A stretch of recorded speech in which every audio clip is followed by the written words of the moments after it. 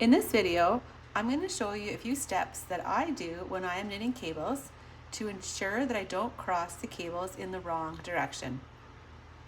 These steps may seem very simple and maybe self-explanatory, but I do know that when I knit cables, and if I eliminate these steps that I'm going to tell you, I will often accidentally cross the cable in the wrong direction.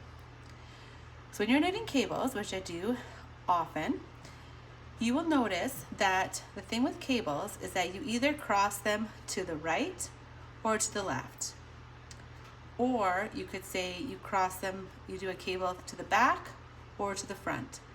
And as you notice in these cables, the way the cables are, this one is going to the right and this one is going to the left. And it's really easy to accidentally, when you're supposed to go to the right, that you knit a cable to the left.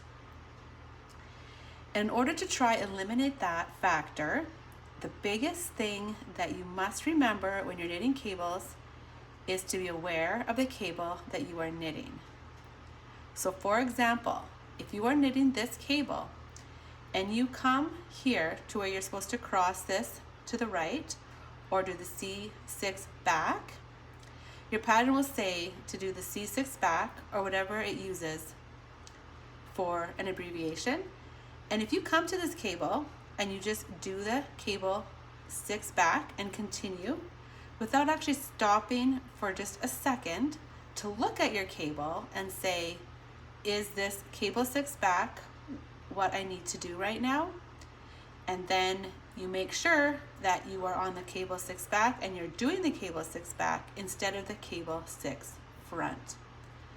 And this usually takes a second or two just to verify with your cable that that is where you are at. And it'll be the same thing with this one. Stop, do a mental check. Yes, I need to do that. This one would be the cable 4 back in this situation, and then you do the cable 4 back. And that's one thing that I very often do when I'm knitting cables is when I'm at that spot, I just do a quick check of my cable. Yes, that's the cable I need to do, and I do it.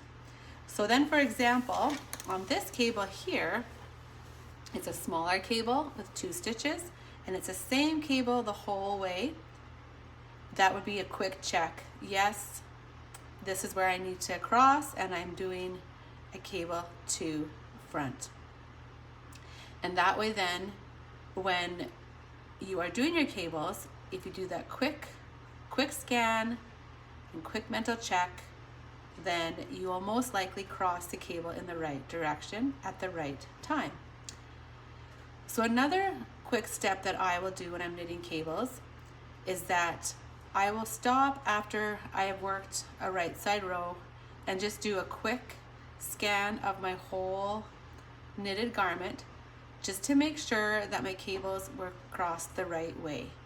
I will do this quite often because the trouble is that if you cross a cable the wrong way down here and you are up here, you can either take this whole thing back and fix that cable, or you can frog the whole piece of knitted work, and that's a lot of work. But even when you're dropping a cable that far and fixing it, it does work, but sometimes you can tell that you've done the fix. So it just depends on what you're knitting and if you're able to do that fix. So those are 2 very basic steps that I do quite often when I'm knitting. First, when I'm running the cable, I do a quick scan to see if that is the cable that I am indeed supposed to do and does it make sense. And then when I've done a complete round or a row, then I will double check at my cables just to make sure they're looking like they're going in the right direction. And if it's a more complicated cable, like these ones are fairly simple, if it's more complicated, I will even do that more often. I think the biggest thing is just making sure you are aware of what you're knitting and you are conscious of how you are knitting it.